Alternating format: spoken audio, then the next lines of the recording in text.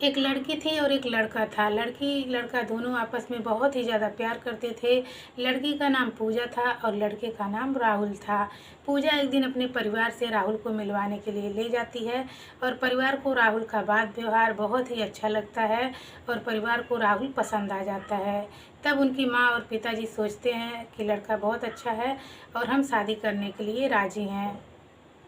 राहुल भी पूजा से शादी करना चाहता था और पूजा भी राहुल से शादी करना चाहती थी। दोनों में बहुत ही ज़्यादा प्यार मोहब्बत था और राहुल के जो परिवार वाले थे राहुल को भी पूरी आज़ादी दिए थे कि तुम जहाँ चाहो जिससे चाहो शादी कर सकते हो, क्योंकि वो भी खुले विचारों वाले थे। कहीं भी राहुल को कोई भी काम करने से नहीं रोकते टोकते थे, क्योंकि वो जानते थे कि हमारा बेटा जो है वो बहुत ही शरीफ है। कोई भी काम करेगा तो कुछ भी गलत नहीं करेगा, जो भी करेगा वो अच्छा ही करेगा। लेकिन अचानक क्या हुआ कि राहुल अचानक पूजा को छोड़ के चला जाता है और पूजा से कभी भी बात करने की कोशिश नहीं करता है। उनमें काफ़ी ज़्यादा दूरियां बन जाती हैं और जब 5 साल बाद अचानक में मिलते हैं तो उनके बीच क्या होता है, आइए जानते हैं घटना की पूरी सच्चाई। तो फ्रेंड्स, सबसे पहले मैं रिक्वेस्ट करूंगी, अगर आप मेरे चैनल पर नए हैं तो फटाफट से मेरे चैनल को सब्सक्राइब कर दीजिए और बेल आइकन को प्रेस करना बिल्कुल भी ना भूलिए, ताकि हम कोई भी वीडियो अपलोड करें तो उसका नोटिफिकेशन आपके पास सबसे पहले पहुँचे। तो चलिए कहानी में आगे बढ़ते हैं। तो फ्रेंड्स, ये सारी घटना होने के बाद 5 साल बीत जाते हैं और पूजा अपने कार से कहीं जा रही होती है। तभी अचानक से उसके आगे एक औरत आ जाती है और एक्सीडेंट होते होते बच जाता है। लेकिन उस औरत को हल्का फुल्का चोट लगा होता है तो पूजा बहुत ही घबरा जाती है और कार से बाहर आ जाती है। पूजा बोलती है कि मुझे से बहुत ज़्यादा बड़ी गलती हो गई, इसके लिए मैं आपसे माफ़ी मांगती हूँ और मेरी वजह से आपकी जान जाते जाते बची है। तब वो औरत बोलती है, देखिए आपकी गलती नहीं है, मैं ही अचानक से आपकी गाड़ी के सामने आ गई थी और इसीलिए ऐसा हुआ है। तब पूजा उसको ले जाती है हॉस्पिटल में और उसका जो पट्टी उट्टी जहाँ पर थोड़ा बहुत चोट लगा होता है पट्टी करवाती है, दवा दिलवाती है। उसके बाद पूजा बोलती है कि चलिए मैं आपको आपके घर छोड़ देती हूँ। तब वो औरत बोलती है, नहीं देखिए मैं चली जाऊँगी, ऐसी कोई बात नहीं है। तब पूजा बोलती है कि देखिए गलती तो मेरे से हो गई है और मैं आपको छोड़ना चाहती हूँ घर पे, तो चलिए मैं आपको छोड़ दूँ। मैं आपको घर छोड़ देती हूँ क्योंकि आपकी तबीयत कुछ ठीक नहीं है और इतने सारे चोट भी आपको लगे हुए हैं। तब पूजा उसको गाड़ी में बैठाती है और उसके घर को ले जाके छोड़ देती है। बाहर ही पूजा खड़ी होती है, औरत कार से बाहर निकलती है। तब औरत बोलती है कि देखिए आप मेरे घर तक आ गई हैं तो आपको भी मेरे घर चलना पड़ेगा और चाय कॉफ़ी पीनी पड़ेगी।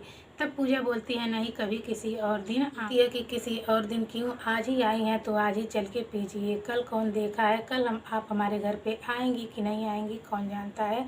अभी आप आई हैं तो चलिए अंदर चाय कॉफ़ी पीजिए, तब आप अपने घर जाइएगा। इतना रिक्वेस्ट करने के बाद पूजा जो है वो अंदर चली जाती है और कॉफ़ी बना के लाती है वो औरत, तो बैठ के वो पीने लगती है पूजा। तभी उसके सामने राहुल आ जाता है और पूजा को तब सारी बातें समझ में आ जाती हैं कि बस करो, ये राहुल की ही पत्नी है और राहुल शादी कर चुका है।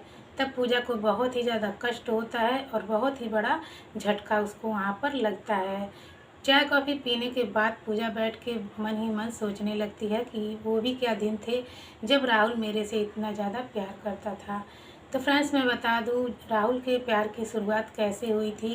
पूजा जो है वो कॉलेज में पढ़ाई करती थी और शाम को राहुल जब जानता था कि अब पूजा कॉलेज से बाहर आने वाली है तो वहीं पर जाके खड़ा रहता था।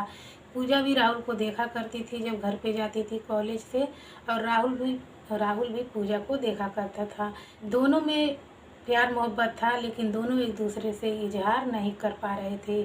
तभी राहुल का दोस्त भी 1-2-4 दिन साथ में ही जाता है और वो देखता है। तब राहुल का जो दोस्त है वो राहुल से बोलता है कि देखो, तुम रोज़ रोज़ यहाँ पर आते हो, देखते हो और चले जाते हो। अगर तुम पूजा से प्यार करते हो तो प्यार का इजहार करो और पूजा को प्रपोज करो, ऐसे काम चलने वाला नहीं है, उसको प्रपोज करो। बहुत ही ज़्यादा रिक्वेस्ट करने पर राहुल मान जाता है और पूजा के आगे जाके खड़ा हो जाता है। राहुल डरते डरते ही पूजा से बोलता है कि मैं आपको ही यहाँ पर देखने आता हूँ और मैं आपसे बहुत ही ज़्यादा प्यार करता हूँ। राहुल बहुत ज़्यादा डरता था कहीं पूजा को बुरा ना लग जाए, लेकिन पूजा को भी राहुल से प्यार था, इसलिए पूजा जो है वो हंस के चली जाती है।